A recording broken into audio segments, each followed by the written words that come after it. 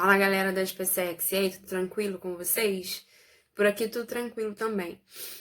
Se liga, o tema dessa semana vai ser máquinas térmicas, tá? É matéria nova, porque a gente tá dando continuidade ao conteúdo da SpaceX. É uma matéria que cai com bastante frequência em prova. Só que essa semana eu decidi fazer uma coisa um pouquinho diferente com vocês. Na semana passada, muitos alunos meus pediram para eu gravar a aula. Ao invés de ficar só com a aula do Eleva, muitos alunos preferiram que eu achasse alguma maneira de passar uma aula para vocês. Então, a maneira que eu encontrei, mesmo que sendo um pouco rudimentar, mas eu acho que vai dar certo, é eu gravar, tá? Aqui da minha casa. Aqui eu, infelizmente, eu não tenho quadro. É, eu sei que existem aplicativos que dá para gravar aula, né? Que é o Loom, até mesmo do próprio PowerPoint. Só que eu não sei fazer isso. Vou falar a verdade para vocês, eu vou aprender, com certeza, hein? Mas por enquanto eu ainda não domino isso e o volume de aula está muito grande. Muito, muito grande, vocês não têm noção, é muita coisa para gravar. Então, como a semana tá terminando já, quase, eu vou fazer a aula de vocês no papel mesmo, tá? Mas de uma maneira simples, mas que eu garanta que vocês consigam entender, como se a gente estivesse tendo aula no colégio, tá? E aí, daqui pra frente, eu vou tentar estudar melhor esses aplicativos, vou estudar outras ferramentas, para eu tentar trazer um pouco mais de tecnologia para as nossas aulas e ao mesmo tempo a gente não perder esse contato, que sinceramente eu acho que é o que está mais faltando agora, né? Acho que o importante agora não é pegar o melhor software, o melhor aplicativo, não. Eu acho que agora o melhor é a gente estar um pouco mais próximo, um pouco mais junto, e é isso que eu vou tentar fazer hoje, tá? Vamos combinar o seguinte: eu vou postar na atividade uma foto da folha que eu tô usando aqui. Galera, essa foto é o meu quadro. O que isso quer dizer? Você vai copiar isso no seu caderno. É muito importante que você tenha o seu caderno, tá? Não o abandone. Ele é o seu roteiro, ele é o seu guia, né? Então, assim, eu vou tirar uma foto, isso é o nosso quadro, você vai copiar isso no seu caderno, e aí você vai ouvir a minha explicação no próximo vídeo que eu vou botar pra vocês, tudo bem? E aí a gente vai dialogando, o que deu certo a gente continua, o que não der certo a gente conserta, e assim a gente vai. Vamos lá então, galera. Bem, a aula de hoje, como vocês já sabem, é sobre máquinas térmicas. Isso daqui, gente, que tá na tela, é a folha que eu tirei foto e eu anexei na atividade. Então, eu espero que você já tenha copiado isso aqui no seu caderno. Isso aqui é o nosso quadro, tá? O nosso quadro de aula. Então, é importante porque eu vou explicar aqui e você vai acompanhando no seu caderno, fazendo alguma anotação, se você achar necessário. Vamos lá, o que é uma máquina térmica, né? A máquina térmica está aqui no centro. A máquina térmica, galera, é o Titanic, é uma Maria-Fumaça, tá? São os melhores exemplos para vocês entenderem o que é uma máquina térmica. Como é que o Titanic funciona? Eu tenho uma fonte quente e uma fonte fria. A gente já sabe lá da aula de calorimetria que toda vez quando eu coloco algo quente com algo frio, né, surge o quê? O calor. Então, quando eu boto duas fontes com temperaturas diferentes, vai surgir um calor da fonte quente em direção à fonte fria. Calor é energia, né? Então tá, então botei a fonte quente, botei a fonte fria, surgiu um QQ, por que QQ? Calor do quente. No meio desse calor eu coloquei uma máquina térmica, que é o Titanic, por exemplo. Parte desse calor do quente foi para a fonte fria e parte desse calor do quente virou trabalho. O que é esse trabalho? Trabalho é o movimento do Titanic, por exemplo, né? É o navio se movimentando. Se a máquina térmica for Maria-Fumaça, qual é o trabalho da Maria-Fumaça? Se movimentar também, é o trem se movimentar. Então, parte desse calor da fonte quente vira trabalho e parte vira fonte fria. Eu estou falando para você, por exemplo, que se eu produzir 100 joules de calor da fonte quente e eu aproveitar 80 joules de trabalho, quanto que eu joguei para a fonte fria? Eu joguei 20 joules. Essa soma aqui ela é constante, isso é muito tranquilo de entender. Eu posso falar matematicamente, então, que o calor da fonte quente, ele é o trabalho, né, o que eu aproveitei, mais o que eu joguei para a fonte fria, mais o que eu perdi, tá? Então, aqui é tudo que eu produzi, aqui o que eu consegui aproveitar em forma de trabalho e aqui o que eu perdi. Qual seria o rendimento da máquina térmica? O rendimento é essa letrinha grega aqui, O rendimento é tudo que eu consegui dividido pelo que eu tinha. Como assim? Vou dar um exemplo. Suponha que amanhã tem um teste de física, tá? E tem 10 questões. Dessas 10 questões, você acertou 8. Então, qual foi o seu rendimento? 80%, né? Que conta que você fez? Você pegou 8 acertos e dividiu por 10, que é a quantidade de questões que tinha na prova. Você pegou o que você conseguiu e dividiu por tudo que você tinha. Eu peguei o que a máquina térmica conseguiu realizar, que é o trabalho, e dividi por tudo que ela tinha, que era o calor da fonte quente, tá? Beleza. O que é a segunda lei da termodinâmica? Galera, Roberta, você já me disse que é o rendimento, tá? Então, tem como uma máquina térmica, tem como o Titanic render 100% de rendimento? A resposta é não. É impossível ter uma máquina térmica com 100% de rendimento. É impossível. Por quê? A gente pode explicar isso fisicamente. Se liga só. Para essa máquina aqui tem 100% de rendimento, eu não teria que ter calor para a fonte fria, concorda? Todo o calor que eu produzi na fonte quente, ele deveria ser aproveitado em forma de trabalho. Eu não deveria perder nada para a fonte fria, isso aqui deveria ser zero. Só que repara, se essa fonte fria não existir, concorda que não vai surgir o calor? Porque o calor, ele só surge quando eu tenho quente com o frio. Se eu apago o frio, se eu excluo o frio, eu não surge energia. Então, eu preciso do frio para a máquina térmica existir. Consequentemente, eu sempre vou perder calor para ele e eu nunca vou conseguir fazer com que isso aqui tenha 100% de rendimento. Essa é a segunda lei da termodinâmica. Toma cuidado porque isso cai muito nas provas, na forma teórica. Então, é a segunda lei da termodinâmica, né? Não é um enunciado qualquer. Toma cuidado com isso daqui. Tá, se não existe nenhuma máquina térmica que tenha 100% de rendimento, então qual é o maior rendimento possível de uma máquina térmica, Roberto? Para uma máquina térmica funcionar da melhor maneira possível, tá? Para o Titanic render da melhor maneira possível, ele tem que funcionar segundo esse gráfico aqui, que a gente chama de ciclo de Carnot, tá? Roberto, esse gráfico vai ser sempre assim? Vai. É um gráfico PV, é um gráfico pressão-volume, né? E eu tenho 4 transformações, onde a transformação A, B e C, D são 2 transformações isotérmicas, temperatura constante, e B, C e DA são 2 transformações adiabáticas. Eu já até escrevi aqui para você, tá? Então, toda vez que a máquina térmica ela se comportar dessa forma, né, oscilando entre 2 isotérmicas e 2 adiabáticas, segundo o ciclo de Carnot, ela tem o máximo rendimento possível, que eu posso, em especial, calcular pela fórmula do rendimento, que é essa daqui.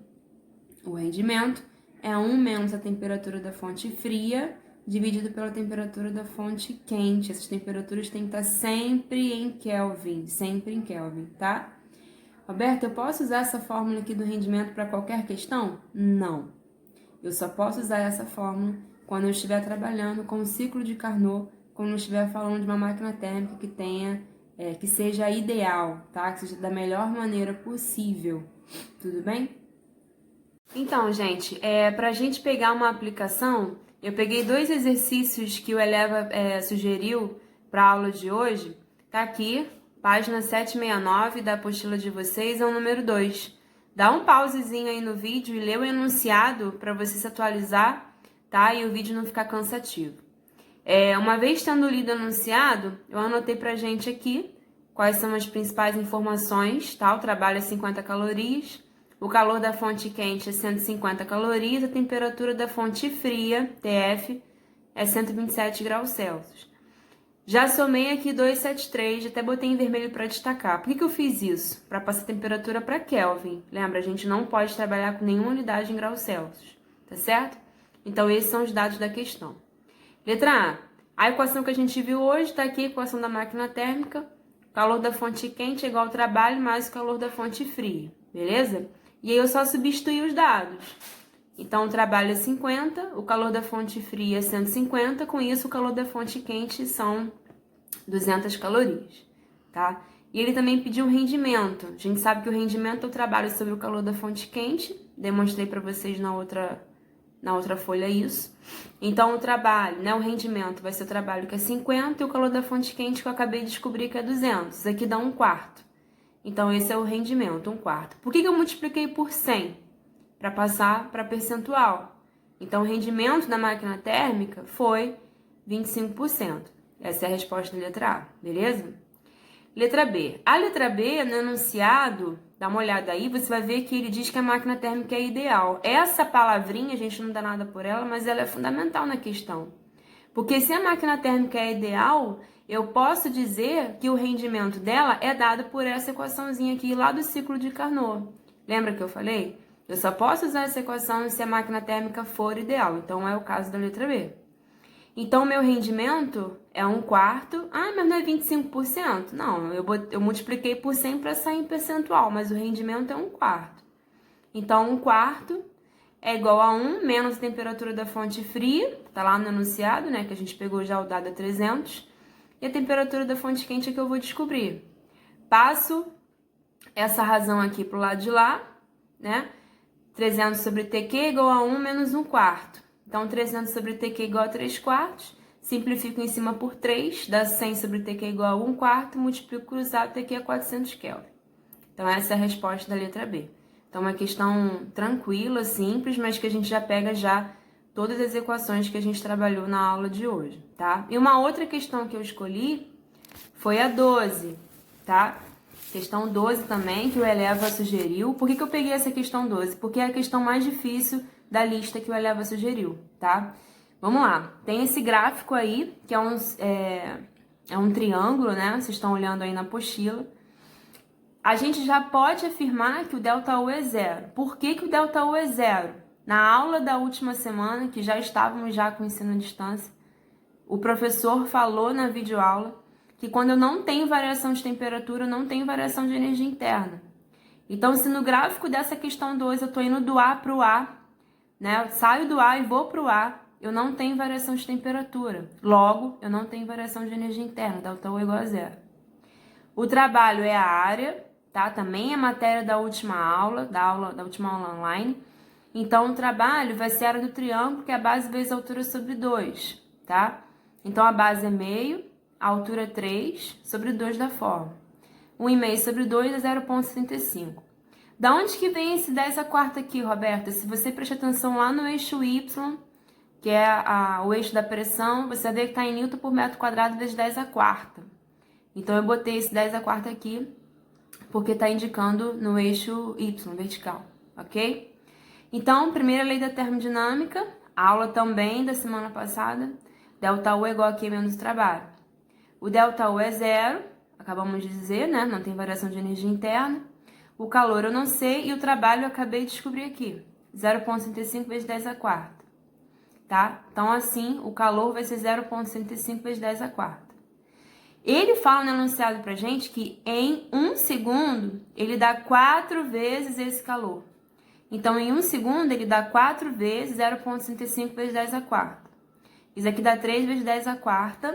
Isso aqui dá 30.000 joules, certo? Potência é o calor sobre o tempo. A potência é uma fórmula que a gente já estudou quando a gente estava ainda com a aula presencial. Né? A potência é o calor sobre o tempo. Então, a potência vai ser o calor, que é 30.000, dividido pelo tempo que ele falou no enunciado, que é 1. Então, dá 30.000 watts. A questão quer que isso se converta para quilowatts. Então, 30.000 watts são 30 kW, né? 30 kW, gabarito letra A. Então, caminhando aí para a última parte da nossa aula, a gente vai falar agora dos refrigeradores. Pessoal, o que são os refrigeradores? Refrigeradores é a sua geladeira, é o seu ar-condicionado. São melhores exemplos assim do dia a dia para a gente entender o que a gente está estudando. Repara que o desenho que a gente tem aqui é o mesmo da máquina térmica, tá? Pô, então a geladeira é a mesma coisa que o Titanic? Não, claro que não. Eles têm caminhos justamente contrários, tá? Lá na máquina térmica, se você olhar aí o caderno que você já copiou, você vai ver que o calor sai do quente, né? Uma parte é transformada em trabalho e uma parte é transformada para fonte fria. Aqui é o contrário. Ele vai pegar o calor da fonte fria, tá? E vai jogar para a fonte quente. Aí eu te pergunto, é natural tirar calor de um lugar frio e jogar para um lugar quente? Não, isso não é natural. Não é uma coisa naturalmente fácil de acontecer. Então, quando eu tiro o calor de uma fonte fria para uma fonte quente, eu tenho que ter um auxílio externo, eu tenho que ter um trabalho de um agente externo, né? Então, o trabalho agora, ao invés de sair, ele vai entrar. Você vai precisar de uma energia externa para você conseguir tirar o calor do frio e jogar para o quente. Então, vamos pegar o ar-condicionado. Como é que o ar-condicionado ele funciona, né? Um exemplo é de um refrigerador. Ele tira calor do seu quarto, por isso que o seu quarto fica frio, fica com baixas temperaturas. Ele tira calor dali, tá? Ele pega o auxílio de um agente externo. Quem é esse agente externo? É a sua conta de luz, é a energia elétrica. Então, ele pega a energia elétrica e joga todo esse calor lá para fora, né? Joga para fora da sua casa que vira uma fonte quente. Ah, eu não acredito nisso. É só você passar em frente ao ar-condicionado. Com certeza já aconteceu com você. Você passou em frente ao aparelho de ar-condicionado e você recebeu aquele vento quente na sua cara, né? Próximo a você. Por que isso está acontecendo? Porque você está recebendo, está passando em frente a esse calor da fonte quente que o ar-condicionado joga para fora, tá? A geladeira acontece da mesma forma, por isso que você consegue secar a meia atrás da geladeira, porque ali atrás você está recebendo, né, esse calor aí para o meio externo, beleza? Então, os refrigeradores, eles são os contrários da máquina térmica, eles vão pegar a fonte quente, vão pegar calor da região que está fria, né?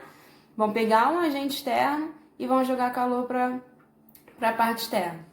Então, pensando matematicamente aqui no esquema do refrigerador, pensa só comigo. Se eu pegar o calor da fonte fria, que é esse cara aqui, e somar com o trabalho, que é esse agente externo, eu acho o que eu joguei para a fonte quente. Ou seja, esse mais esse dá esse daqui. Repara que a equação do refrigerador é a mesma da máquina térmica, por mais que sejam máquinas completamente diferentes. Mas matematicamente falando, a equação é a mesma, tá? E a eficiência do gerador? A eficiência que a gente representa por esse Ezinho, ele é o calor da fonte fria, né? Esse QF aqui, dividido pelo trabalho, que é esse agente externo que a gente utiliza no refrigerador.